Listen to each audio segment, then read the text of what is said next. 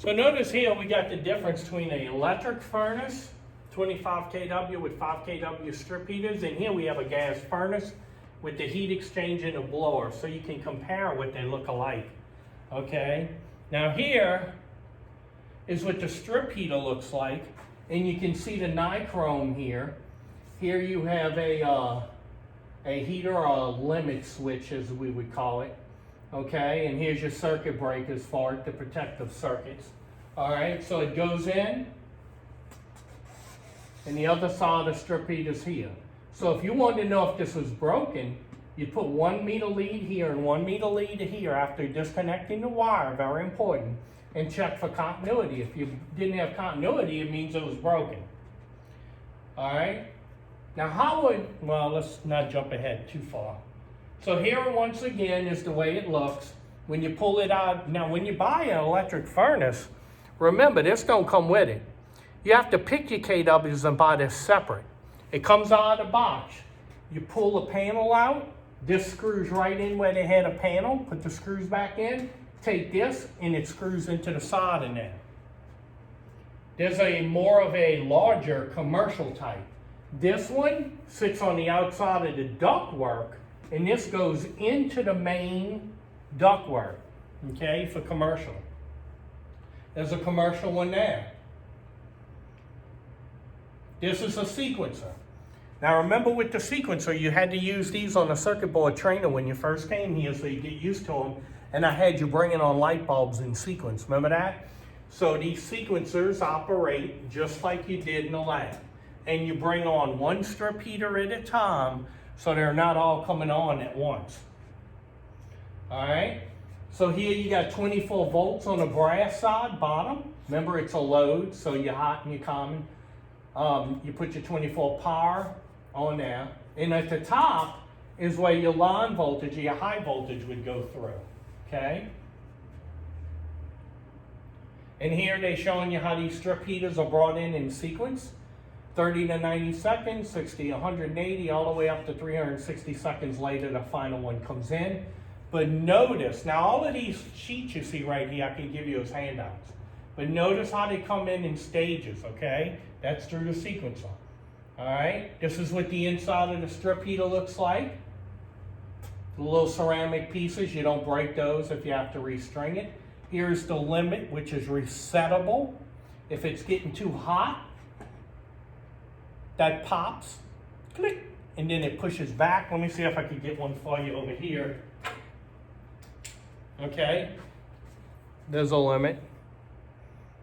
See the other side of it? And it pops. Then it pops out when it cools. But when it pops, it breaks, it interrupts the circuit. This one's a fusible link. Now when it's overamping or overheating, this busts. That's not automatic reset. You have to take the ceramic piece, pull it out, and put a new one in there. You'll have those on your truck, especially in the wintertime. Okay, if you want to check for continuity, right? What happens when it's de-energized? You shouldn't read anything. But if you do, then that means these contacts are stuck closed, keeping your strip heat on all the time. That's one reason it could be overheating. The fan, everything turns off, but the strip heater keeps on and trips out on overload because the sequencer is stuck. All right, and that's what they look like. Now you gotta make sure when you go back with these limit switches, you always go back with the one you took off. See how they're temperature rated here? You have to go back with the one where it'll trip if it goes over 250 and it'll come back in at 80. You have to come back in with this. If you don't put the same one back in, it can become a dangerous situation because you're going against the intent of the designer. Okay? Now this one is a universal one you can have on your truck where you can actually change the limit temperature to match whatever you want it to be. So if you don't have the exact one in your truck, you can take that one and just change the temperature. Okay, see that? You can change the temperature. There's one of them little fusible links, like I told you. When this melts and breaks, it's over with. These are pretty universal. You get these in a supply house. These are what the strip heaters look like when they're all together. Can you see what happened here? This thing overheated. And look how it interrupted the circuit when it broke apart. See that? They become brittle over time and they do break. Here you can see some. Look how dirty this one is, man. From people not changing their filters and stuff, right? And here's one that popped here from overheating. What happens is these things overheat and they get dirt and dust on them. First time you turn them on, they start stinking like that. But you can see where it busted. You can see where they had problems with that thing breaking. Here is one that's broke again. What's common in these, if you watch the video we have on MCC, you'll see that for some reason within this ceramic piece right here, it usually overheats here more than the rest of it. So it tends to break in there and become brittle over time. Okay.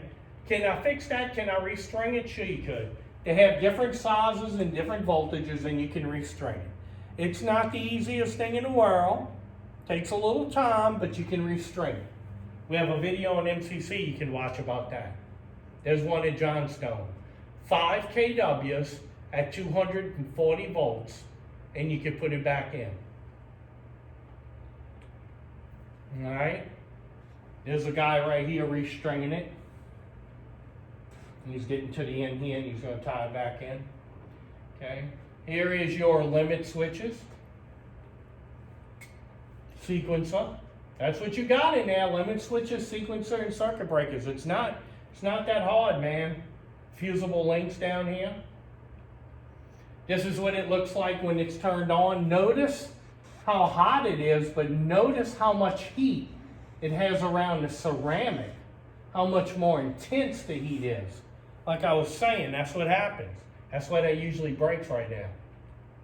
Here's your sequencer. Notice you have your metal here, your bimetal. When it heats up, like this, your 24 volts goes across this coil, got a little resistance in there, it creates heat. It warps and touches, sending power, continuing power through it, then the second one. Control voltage on, 30 seconds later, this turns on, 90 seconds later, this one turns on. Proper wire size for electric strip heaters, 5 kWs, number 10 wire, number 10 kW, number 8 wire. Notice how thick this wire gets as the amperage goes up, so it can handle it. There's a little troubleshooting chart you could look at, okay? I'm gonna give you this as a handout. Tells you what to look for. Now, custom built. Sometimes you'll go in a building and they don't have one. Or the company that made the one they have is not open anymore. You can go through this company, Warren Technology, and order a custom-made strip heater, okay? For a building or ductwork. I want you to see that. I used to stand at the counter at Johnstone, and I'd order these for customers, okay? They got bottom-mounted duct, flange mount, round duct, and then you break down the different kind of parts they can have on a strip heater you can order for it. And here's your sheet. Now, don't get fear because it looks like, oh my God, look at my, yeah. Okay, that's fine. Take it one thing at a time, and I'll tell you what you can do. What I did, I would call their company and talk to one of their sales guys, and he would just tell me what kind of duct you got, and he would fill us out for me. That's what they're in business for, to make sales, and they can help you. This is not a big deal. They're going to want to know things like how many kilowatts, the voltage, what phase is it, the duct width and height. What kind of construction do you want? The ductwork's made of fiberglass, sheet metal with insulation, no insulation, just a few little things you observe. And then it wants to know your phases, your volts, and kWs.